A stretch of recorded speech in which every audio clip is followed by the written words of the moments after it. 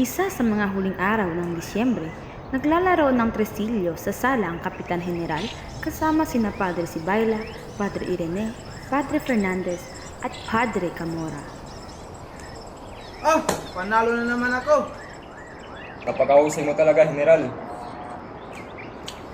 Ngayon ay ililipat ko na ang mga kawani sa mga dapat nilang kalagayan.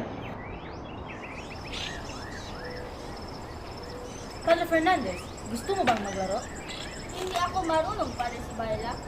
Kung gayon, papuntahin dito si Simon.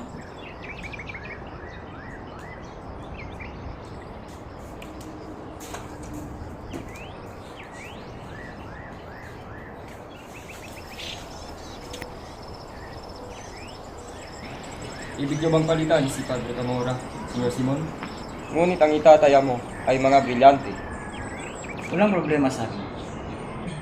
Ano naman ay itatayan namin, Senior Simon? Kayo ni Padre Irene ay magbabayad ng pagkakawanggawa, panalangin at kabaitan, di ba? Ang kabaitan ay taglay ng bawat isa, hindi tulad ng inyong brilyantes na palipat-lipat ng mga kamay. Kung gayoy, bayarin na lamang ninyo ang mga pangako. Sabihin niyo na lamang. Lilimutin ko ng 5 araw ang karintaan at pagkamasmo rin. Ikaw naman, Padre Irene, ay ganito. Lilinisan mo ang kalinisan ng ugali at iba pa. Kakapagkakaitong si Simon kung ano-anong iniisip. Ang ibabayad naman ng Kapitan General ay isang vale sa 5 araw na pagkabilanggo o 5 buwan. O utos ng pagtatapuan ng walang nakatalang pangalan. O utos sa Guardia Civil na barilin ang bilanggo habang hinahatid sa bilangguan. Ano naman ang mapapala niyo? Malaki! Ang nais ko'y alisin ang lahat na may masamang budi. Mapangahas na hiling. Ang kahiling ay kahina-hinala. Isang anyo ng paghihimagsik, pag-aalsa. Meron pa ba tayong pag-uusapan? Ang kahilingan ng mga estudyante na makapabukas sa Akademya ng Wikang Kastila.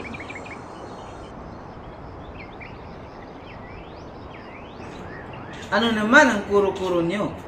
Grupo ito ng mga kabataan na tinatawag Kawal ng Masinhing Pagbabago. Kabilang dito si Sagana.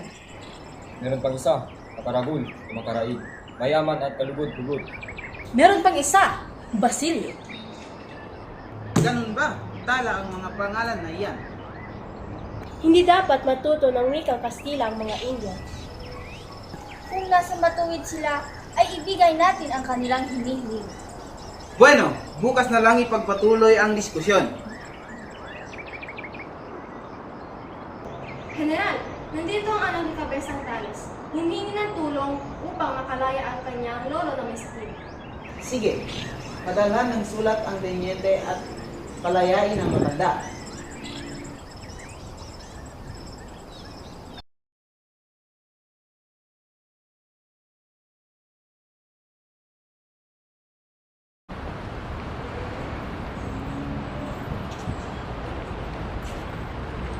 Nagali ka bang mabuti, penitente? Oo, ikaw? Masayang masaya. Inimbitahan ako ni Padre Camora na magbakasyon roon sa kanilang bahay. Sumama ako. Maraming magagandang dalaga doon at hinaranahan namin lahat. Nakilala kami ng isang mga katipanyatan ni Basil. Napakatanga ni Basil. Anong gagawin niya sa babae? Hindi marunong magsalita ng wikang Kastila. Ang naging alila pa. Ngunit maitsura siya.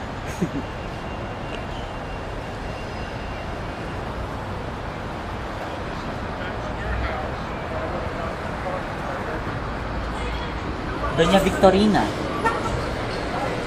Oh, Juanito Paras.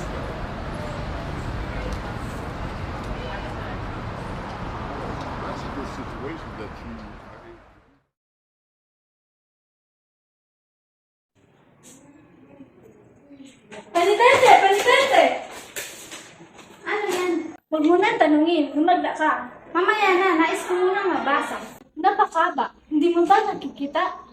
Si Macaray Catayba ay humihiling na makapagtayo ng isang akademya Castellano. Isang kalokohan. Mamaya na, nagsisimula na ang klase ko.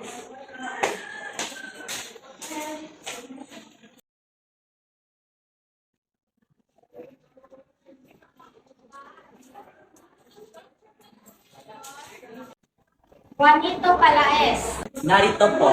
Stefan. Narito po. Jacinto. Narito po.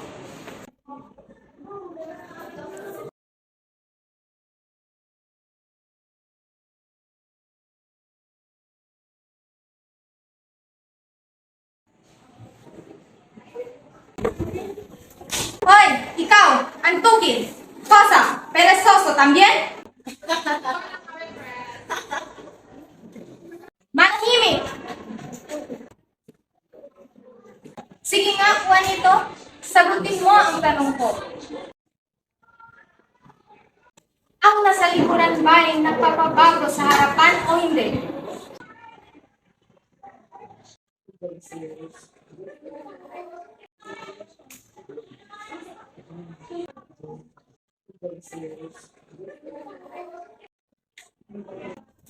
Aray, napakahayop mo! Hoy, ikaw na taga-Bulong. Hindi ikaw ang tinatanong ko. Ngunit nais mong silipin ang iba. Ngayon, iligtas mo ang iyong sarili.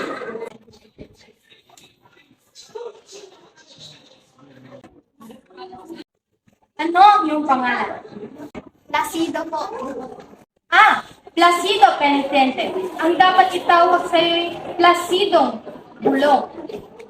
Dapat lang kitang bigyan ng parusa. 15 araw na ang liban mo. Kulang na lang ng isa para mabura ka na sa talaan. 15? Ngunit hindi po ako lumiban sa klase ng higit sa 4. Dahil minsan lang ako bumabasa ng talaan, sa tuwing makakahuli, 5 guhit ang ibibigay. Meron ka ng 5. Ilan na yon? 25. Tama! Ngunit padre, dapat tanggalin niyo ang bawas sa leksyon, lalo pat wala ako sa klase. Parang di mo ata maintindihan. Pilosopo na, hindi pa alam ang leksyon. Tama na, padre. Ilagay niyo ang nais niyo, ngunit hindi niyo ako pwedeng laitin. Hindi ko na matitiis yun. Umalis si Placido nang walang paalam. Nagulat ang buong klase. Ang gayong pagsagot ay hindi pa nasasaksihan kailanman.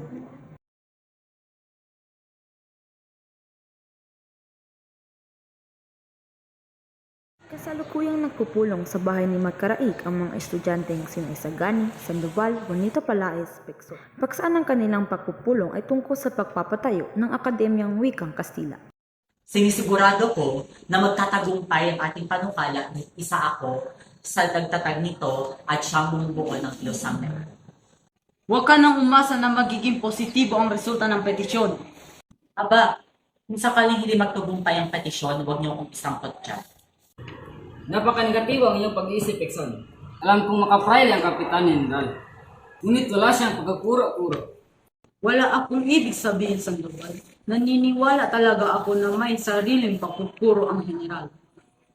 Hindi biro ang mga bagay na ito. Ito'y seryosong bagay. Subalit, ano ang mangyayaring basehan upang tanggihan ang pagtayo ng Akademya ng Wikang Kastila? Dahil magiging gabi na ang oras ng klase, makakasira ng kagandang asa ng mga mag-aaral. Laban ito ng integridad ng universidad. Laban? Ang universidad ay may obligasyon na tugunan ang pangangailangan ng mga estudyante. Ang universidad ba ay isang konstitusyon? Ano ba ang matutunan nila? Ngunit nihinay lang mga Ginoo. Hindi ako makapraile. Ngunit iyon ang pinapakita mo. Ayun ka na naman. Puro na lang negatibo. Huwag tayo mawala ng pag-asa. Dahil ang pagtitipon na ito ay dahil ipapaalam ni Makaraig ang ating tagumpay.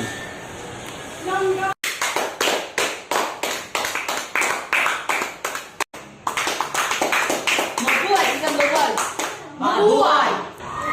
Ipagpatuloy natin to mga Ginoo. Ako, si Juanito Palaez, gumagawa ng unang hakbang. Magaling, subalit ang Kapitan General, paano kung hindi siya sumang-ayon sa atin? Edi ano?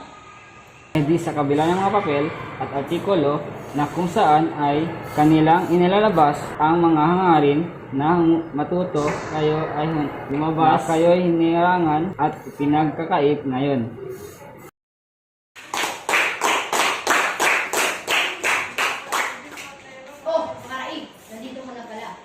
Kaninang umaga ay nakipagkita nagsalita ako kay Padre Irene. Nabanggit niya sa akin ang pinagsisagan sa lusbahan. Pinaglaban niya ang aking mga hari. Ngunit, lahat daw ang tutol tulad nila Padre Sibayla, Padre Fernandez, Padre Salvi, Kapitan General at si Simon. Ang mag-aaral na si Simon? Tumahimik ka! Ngunit sa bandang huli, hinayaan nila ang katas-kataasan lupon ng paralan primoris ang mga posisyon. Padang lang hindi kumikilos ng lupo na iyon. Yan din ang aking sinabi kay Padre Irene. Ang sabi niya ay iyon si Padre Custodio, ang magdiridisyon. Mainam ito, subalit nasa kamay niya ang ating panukal dahil sa siyang sangkuhi ng lupon na iyon. Nasabi ko na iyon kay Padre Irene. Ngunit naitala na ihatid ang mga suliranin ng hamong ito kay Don Custodio. Magagawa natin hilingin ang kanyang pagkasang-ayon. Sa papaanong paraang tayo makikipagkilala sa kanya? Dalawang paraan ang sinabi ni Padre Irene. Ang insik na si Kiruga, ang mananalo na si Pepay. Tama. O Pepay, ako na mismong pupunta sa kanya. Swerte na lamang na kaibigan ko siya. Tignan natin ang ibang paraan kasi parang sobra naman kung aabalahin natin ang isang babae. Pwede naman natin kausapin si Ginoong Pastor. Ang abogadong tagapayo ni Don Custodio. Siya nga si Ginoong Pasta na isang Pilipino at dating kaklase ng aking Jiwin. Ang problema lang ay paano natin mapupumbisi upang pag-iusapan si Don Custodio na sumanib sa ating makaraig. Hindi ba't may kalaguyo si Ginoong Pasta na mananahi? Wala na ba ibang paraan? Huwag kang mga arte.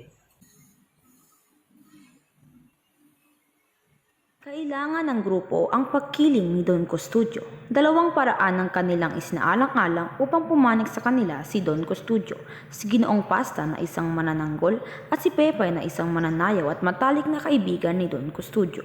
Sumang-ayon ang lahat sa iminungkahi ni Isagani na siya munang pupunta at kakausap kay Ginoong Pasta upang maging marangal ang paraan.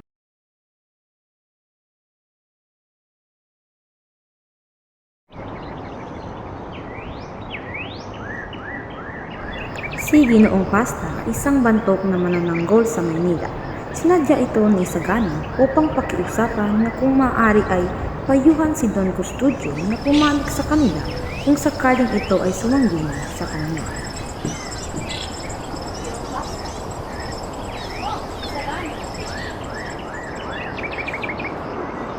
Kamusta nga pala ang iyong ama? Ayos na po ang anong pakay mo at naparito ka? Narito nga po pala ako upang ipaalam sa inyo na ang grupo po kami mga estudyante ay nagdadala ko iso ang akademya ng ikabasta. Masamang simula yan. Masamang palagay na pagkikilala ang mga bata pa kayo at walang nalalaman sa mga bagay na may kinalaman sa pagbabago. Tignan ninyo sa mga binatang hinihingi mga sky kinalataran marami na ang hindi makaulit. May mga bagay na hindi ko maipapaliwanag sapagkat lubhang masaya. May ibang katwiran na nagpupuwag sa matibong pamahalaan upang huwag bumili sa mga kahilingan ng isang bayan. Nahuhulaan ko ang iyong ibig sabihin na ang pamahalaang kolonyal ay hindi tama at wasto ang pagkakatatag at nananalig lamang sa palapalagan. Mabuti pang ipaubaya na ninyo sa kamay ng pamahalaan ang mga bagay na iyan. Maghintay kayo, bigyan nyo ng panahon. Mag-aral kayong mabuti. Kayo ay marunong na magsalita ng wikang Kastila at nakapagpapahayag na. Ano at nang himasok pa kayo sa gulong ito?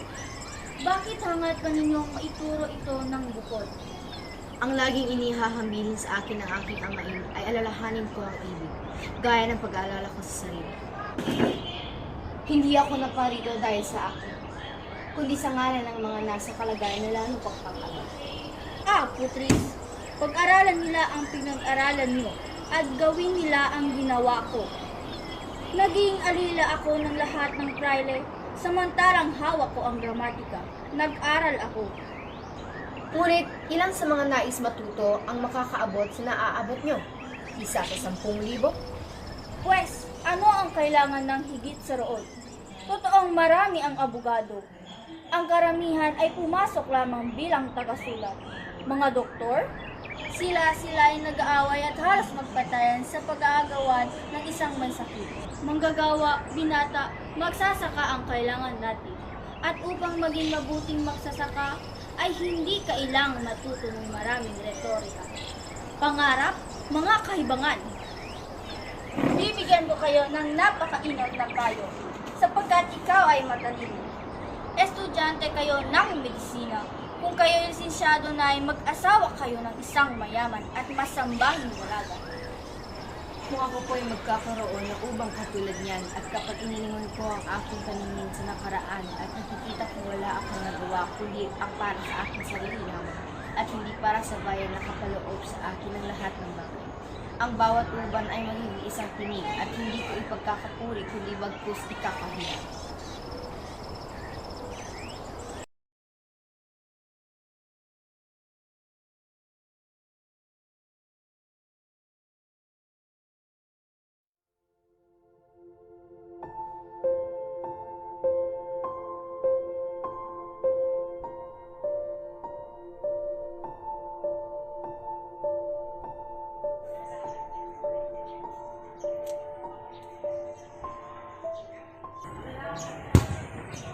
Anak!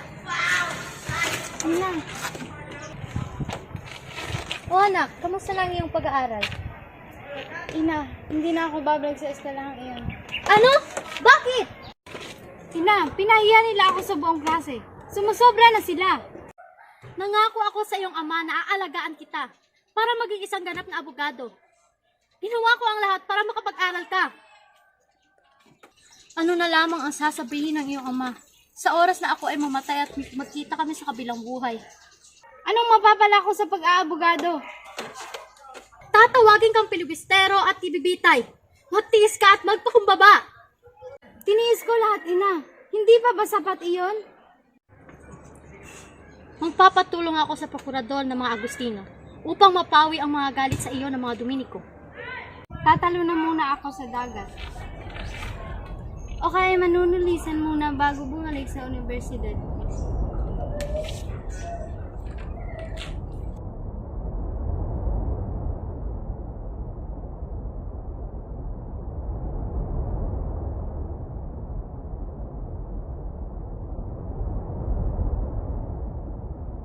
Magandang gabi ho, Ginoong Simon.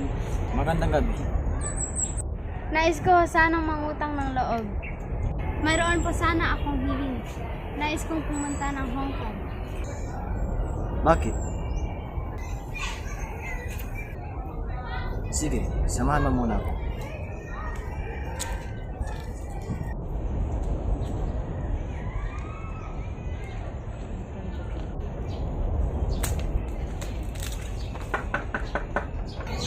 Gino, Nariyan ba ang mga pulbura? nasa mga sako. Hinihintay ko na lamang ang mga bumbong. At ang mga bomba? Nakahanda na ang lahat. Mabuti. Lumakad ka mamayang gabi at kausapin ang tenyente at kabo. Sa lamay ay makikita mo sa lamayan ang isang taong nasa bangka. Sabihin mo'y kabisa, sasagot ito ng talis. Dapat narito siya bukas. Bakit po? Mayroon po bang mangyayari? Ang mga arabal ay hindi pa handa. Hindi na kailangan ng arabal. Ang mga tauhan ni Kabisang Tales, ang mga naging karabinero at isang rehimento ay sapat na. Kung ipagpaliban pa, ay baka patay na si Maria Clara.